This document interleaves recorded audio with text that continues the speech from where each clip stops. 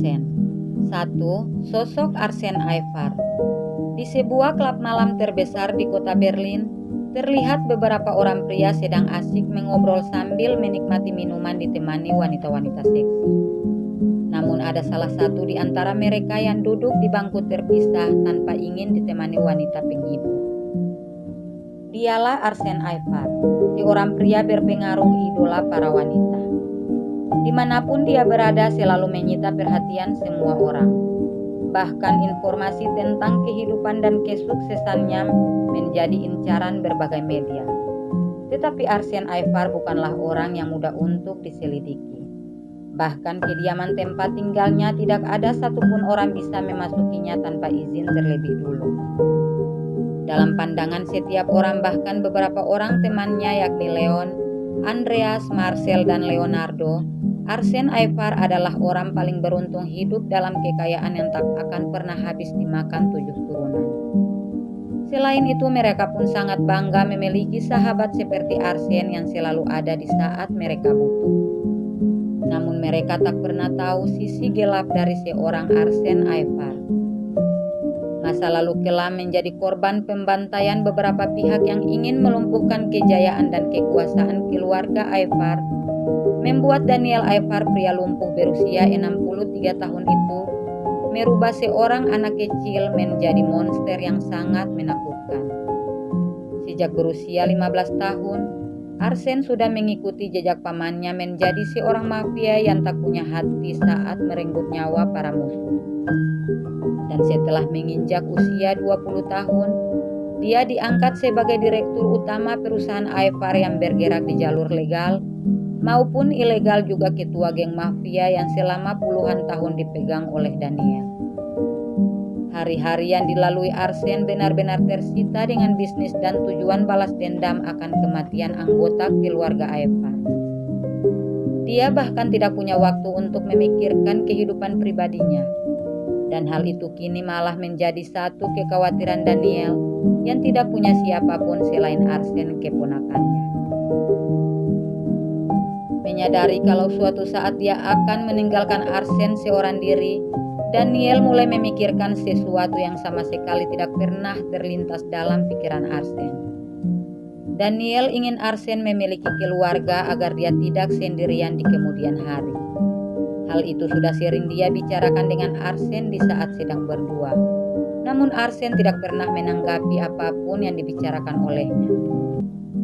Dan beberapa hari yang lalu, Daniel akhirnya menemukan satu jalan keluar untuk mengatasi apa yang menjadi kekhawatirannya. Dia langsung bersepakat dengan sepasang suami istri yang pernah menyelamatkan hidup Arsen 19 tahun lalu untuk menikahkan Arsen dengan putri mereka yang bernama Nadira. Tanpa sepengetahuan Arsen, Daniel telah mempersiapkan keberangkatan mereka menuju Indonesia 2 hari lagi. Dia sangat menginginkan Nadira, putri dari Rian dan para sepasang suami istri penyelamat Arsen, menjadi pendamping hidup keponakannya itu. Tepat pukul 2.30 malam, Arsen tiba di rumah dengan keadaan sedikit berantakan seperti biasanya. Dia melangkah memasuki rumah tanpa menyadari keberadaan pamannya di ruang keluarga. Melihat kedatangan Arsen, Daniel langsung bersuara yang membuat Arsen langsung terkejut. "Arsen, mengapa setiap malam kamu harus pulang selarut ini?" tanya Daniel yang sedang duduk bersandar pada sofa di ruang keluarga. "Paman juga mengapa setiap malam seperti seorang ibu menunggu kepulanganku. Aku ini sudah dewasa. Tidak akan ada orang yang berani macam-macam dengan seorang Arsen Aivar, ketua geng mafia yang bisa menjelma sebagai malaikat pencabut nyawa kapanpun dan dimanapun." Arsen terlihat begitu tenang saat mengatakan semua itu. "Arsen, kamulah satu-satunya harta paling berharga yang paman miliki. Dunia paman akan runtuh kalau sampai terjadi apa-apa denganmu.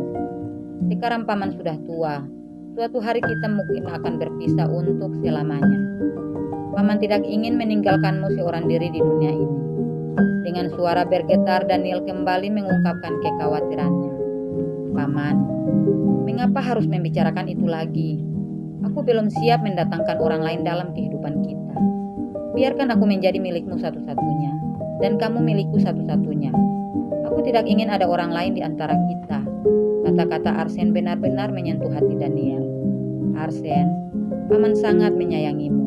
Jadilah pribadi yang bertanggung jawab saat kamu sudah punya orang lain selain Paman," ujar Daniel yang hanya ditanggapi Arsen dengan senyum sekilas.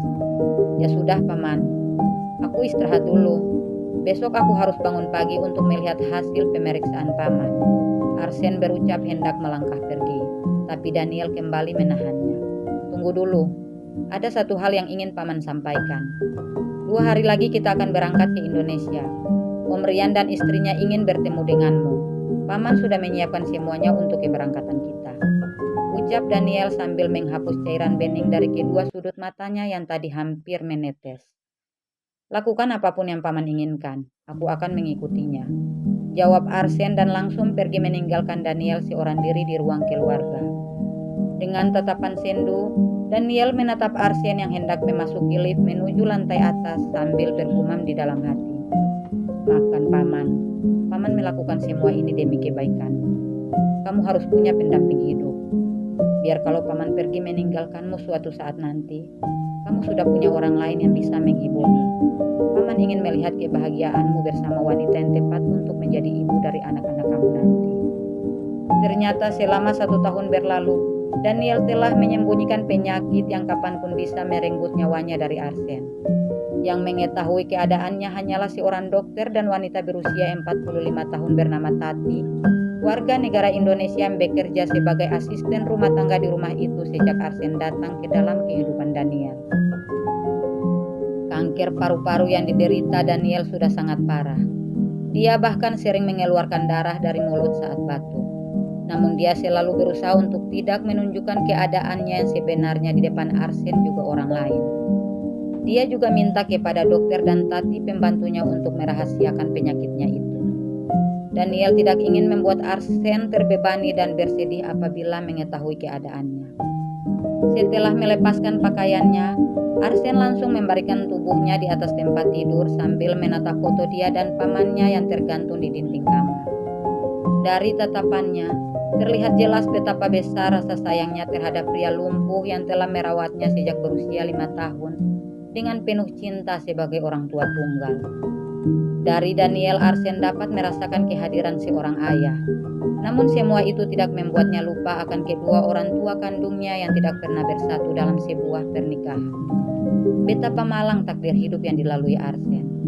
Dia tidak hanya tumbuh tanpa sentuhan kasih kedua orang tuanya, tapi dia juga terlahir sebagai seorang anak haram tanpa adanya status pernikahan kedua orang tuanya. Apa yang dialami Arsen tidak membuatnya lemah ataupun berputus asa dalam menjalani hari-harinya selama 24 tahun berlalu. Dia sangatlah tegar menghadapi takdir hidup yang begitu kejam padanya. Namun tidak ada yang mengetahui apa yang dirasakan Arsen selama ini, hidup sebagai seorang anak tanpa kehadiran kedua orang tua. Sikap dinginnya begitu sempurna menutupi rasa kesepiannya menjadi yatim piatu sejak kecil. Hujan yang turun sejak dini hari tak kunjung berhenti sampai hari berganti pagi. Di balik selimut Arsen masih terlelap menikmati alam mimpinya. Tapi tiba-tiba dia pun terbangun dalam keadaan terlentang dengan kedua mata terbuka lebar. Buru-buru dia segera duduk sembari membuka selimut yang masih menutupi sebagian tubuhnya. Dan betapa terkejutnya dia melihat bagian depan celananya basah akibat mimpi yang baru saja dialaminya. Apa yang terjadi denganku? Siapa wanita di dalam mimpiku tadi? Mengapa semua terasa begitu nyata? Arsen yang baru saja mengalami mimpi basah mulai kebingungan dengan sosok wanita di dalam mimpinya barusan. Entah sosok wanita seperti apa yang membuat Arsen begitu terkejut setelah bangun dari tidurnya. Apakah sosok iblis atau malah sosok bidadari yang sudah memuaskan hasratnya di dalam mimpi itu? Dengan wajah kusut, dia pun beranjak turun dari tempat tidur melangkah menuju kamar mandi. Di bawah guyuran air shower, Arsen masih tetap terlihat bingung dengan sosok wanita di dalam mimpinya. Karena wanita itu ternyata sama sekali tidak pernah dia jumpai di dunia nyata.